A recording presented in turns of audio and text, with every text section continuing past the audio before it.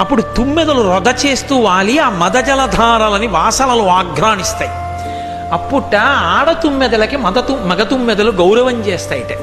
ఏం గౌరవం చేస్తాయంటే ఆడ తుమ్మెదలు వెళ్ళి ఆఘ్రాణిస్తుంటే మగ తుమ్మెదలు చూస్తుంటాయిట. మేము పోటీకి రాలేండి, మీరు చూడండి అంటే. మగ తుమ్మెదలు దూరంగా నిలబడి చూస్తున్నాయి. ఇది ఆడ ఏనుగులన్నిటితోటి క్రీడిస్తూ సంతోషంగా నడిచి వెడుతోంది. అలా వెళ్ళడంలో దారి తప్పిపోయింది అన్నారు పోతన గారు.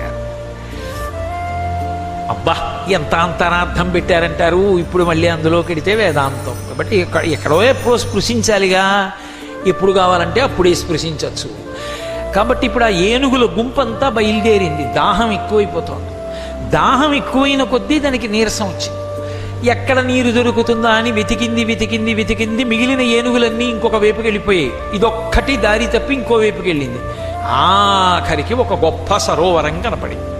ఇప్పుడు ఆ సరోవరం యొక్క ఒడ్డు వర్ణించారు. అసలు ఆ అరణ్య వర్ణనం, ఆ సరోవరం అది చదవాలి గజేంద్ర మోక్షణంలో. హృద్యం శాబ్దిక ప్రత్యక్ష ప్రసారం చేశారు పోతన గారు.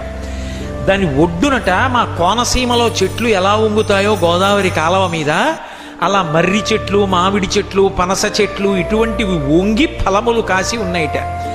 తామర పూలు అరవిరిసి ఉన్నాయి. దాని మీద తుమ్మెదలు వాలి ఝంకారం చేస్తూ తేనె కోసం తిరుగుతున్నాయి. అందులో ఎన్నో మొసళ్ళు, ఎండ్రకాయలు, చేపలు ఉన్నాయి. తీయటి నీటితో ఉన్నటువంటి కాసారం.